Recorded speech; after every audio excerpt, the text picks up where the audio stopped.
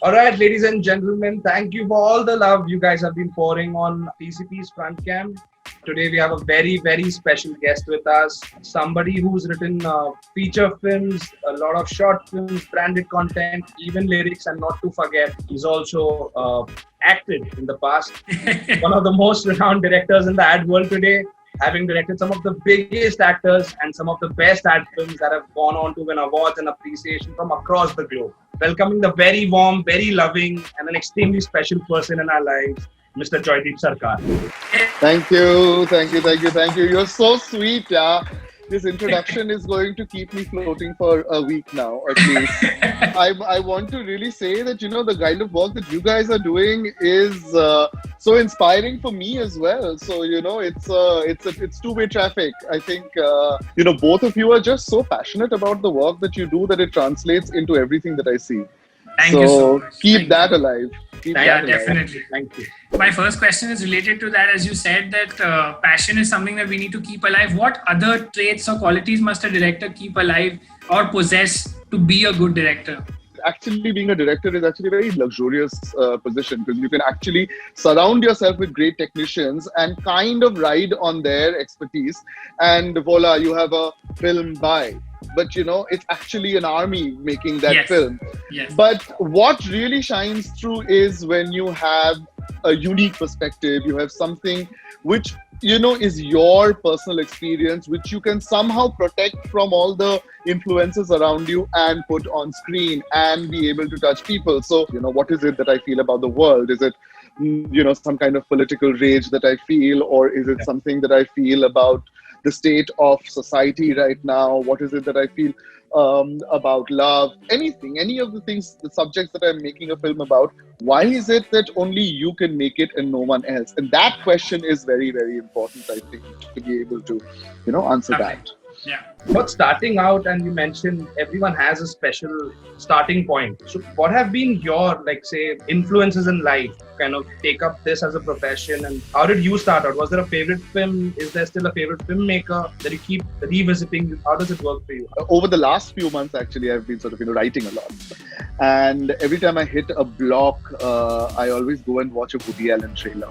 I think the simple sleight of hand that he has and the way, he touches upon multiple layers with very simple sort of, comedy, humor, and a take on life. So every time I see a Woody Allen trailer, I'm like, okay, fine, I feel energized. But it's very difficult to pick one particular film or one particular filmmaker. I, of course, have trained with Sudhir Mishra, and that, I think, influenced me a lot, whether it is what I look for in a story or how I would frame a shot and things like that. So, I never went to film school, but Sudhir was my film school. Since you've written for so many beautiful films that have gone on to become big Hindi films as well, what do you think that Bollywood writing or Hindi cinema writing is missing today? Because not all films resonate, not all films are hitting the mark. I feel that all the films that have actually done really well, and I don't mean just box office success, because box office success, of course. Then you're looking at a film only as business. Yeah. So the films that have really spoken to us and the films that have really had an impact are, I think, the films that did not second guess what the audience wanted. Whether it is a film like Chaitanya Tamhani's Sport, or a film like Sairat, or a film like Queen, any of these films that have, they've been very intensely personal films. And a lot of the times when you have an idea and you discuss it with someone, a lot of people in the industry sort of jump to seeing Chalegi Ki Nahi. You don't know. Nobody knows Chalegi Ki Nahi, I really love Zoya Akhtar's work, for example. She comes from a place where she talks about things that are very personal to her. Yes. So you can see that honesty in her work and that truth. And that truth is very scathing and very dark sometimes. Why is it that, a country of 1.3 billion people have the same formulaic love stories over and over again? We have so many stories. Why are those not making it to screen? If you don't push yourself and if you don't look for newer stories, how will a Gully Boy get made, So I think that's what is needed. If I had to think what is lacking, I think being able to confront the society that we live in, because India is a very unique experience. We're not, America. We're not Pakistan. We're one of those few countries where the first world and the third world exist together. Yeah. Yes. So if we can see that, if we can acknowledge that, if we can confront that, which is why for me the success of Gully Boy was so magical, because it really understood my city. It really got Bombay beautifully. So I think if we, all of us, can be honest about our life experiences and the world we live in, maybe. Do you think now, as you said, there are films that are made in small places like Pasadena and things like that we don't see now? Do you think OTT is changing that a little bit and bringing those small films, or at least giving them a platform, and that could influence a new line of filmmakers which must be growing, which are me or probably younger than 100%. 100%. The beautiful thing about OTTs right now is that if you see the kind of stuff that has worked on the OTT platforms in the last 4 or 5 months, whether it is a Panchayat or whether it is Patal Lok, are great stories. None of these had big star casts, Right. That understanding changing, I think, is very liberating for the filmmakers. And I think the people recognizing the sort of, the power of storytelling, and that's primarily happening because of OTTs, because, you don't have a box office number to judge a film by as such. And we'll all feel more confident telling stories that are truer to us and closer to us. Right. Definitely.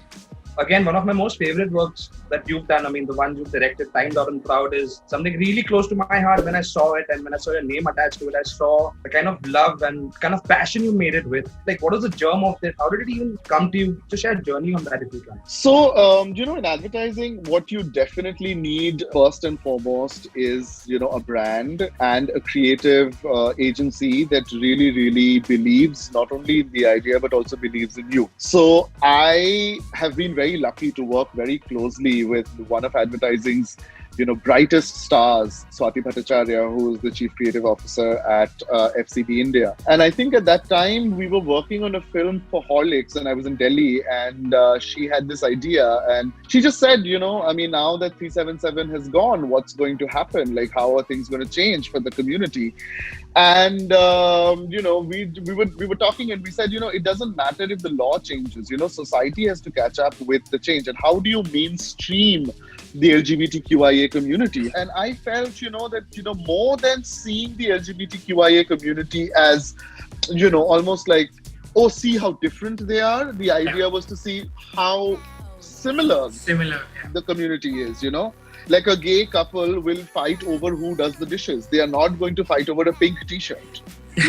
That's not how it works. That for me was a great challenge, to change the narrative from seeing them as the other to seeing them as one of us. So that was the germ. Sometimes you don't make the project sort of happens through you, and it teaches you something through it.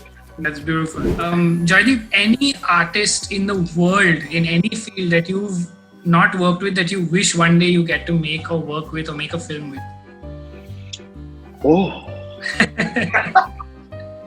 Ari, you should have told me this. I would have thought about this answer. There's so many people. I want to assist Woody Allen, or I would love to work with Lady Gaga. Imagine Woody Allen and Lady Gaga coming together. Oh, Wow. Olivia Colman. Oh my God, how could I not see that? Olivia Colman. That's the one person I want to work with. It was Meryl Streep. It is still Meryl Streep. I would love to work with Meryl Streep. But Olivia Colman is such a delicious actor. Have you seen The Favourite? Yeah, forget everything else I said. Forget everything else I said before. Olivia Colman. Lovely. We will go on to some choices now. You want to start? Okay, Karan Johar, bring it on. All right. Favorite format as a filmmaker: feature length, short, or ad films? Would be feature length. We all three of us are beating the same heartbeat. Even we want to go eventually back to a film set only. The is different. Joydeep Sarkar, the writer. Joydeep Sarkar, the Director. One thing you cannot compromise on at all: performances, budget, content. Content. Most important. Most important, yeah. I mean, I can't compromise and make Fairness Cream ad. This video is sponsored by a Fairness Cream. Did we tell you that? I am leaving. Tata. Okay. Your pick between Tera Kya Hoga Johnny and Rona. Tera Kya Hoga Johnny. Who's the better Sherlock, Benedict Cumberbatch or Robert Downey Jr.? Benedict Cumberbatch. Of course. Which of the following actors would you love to see in your directorial feature-length debut? Vidya Balan, Abhay Deol, Ranbir Kapoor, Alia Bhatt, Vikrant Massey, or Deepika Padukone? You know, Farzan, you've seen me with Deepika. You know how I am in awe of her. You know, I've done a few projects with her and I just love her. So. I'm sorry I didn't see you with her because I was too busy in awe of her. That's true. All right, we're going to throw a few titles at you. You have to cast them with Indian faces. Oh. Okay. Titanic. Titanic would be Ranbir and Alia. Pulp Fiction. Oh, Pulp Fiction would be... So there are 3 roles, right? Yeah. So it would be Nawaz for Samuel L. Jackson's role, Ranveer for John Travolta, Uma Thurman would be Alia Bhatt again. Oh, nice. Because you're such a fan of Meryl Streep, Mamma Mia. Usha Uttar. Oh, lovely. Again, since it's Meryl Streep, what about The Devil Wears Prada? So The Devil Wears Prada, Shabana Azmi and Deepika Padukone. Yay! I'll watch that. I'll produce that. Yeah. Okay. What scares you the most? Writer's block, censorship, ignorance? Ignorance. Okay. What would you rather be recognized as? A writer, a director, or an activist? Storyteller. A Storyteller. storyteller. You know, tomorrow if I decide to write a book, I may find that as a way. Or if I want to have a podcast, yeah, storyteller. Future plans. What does Joydeep Sarkar have in store for us next? What is he doing next? What is he writing next? What is he going to direct next? With celebrities? Is it a show? Is his film coming up? What's next for us? What this lockdown has really done for me is it's helped me get a little bit of space and understand my own life experiences so I can marry them into the kind of work that I do. So while the short format content is something very exciting and I love doing that, and advertising is something that I really thoroughly enjoy and relish, I'm also exploring longer format across shows and films, and putting them together, working with a team of very exciting writers, and something very soon is going to make its way to everybody. But till then, I would rather stew on it, meditate on it, and then talk about it when it's ready to be spoken about. Awesome. Thank you. We're really looking forward to whatever that special thing is, and count us in for the screening.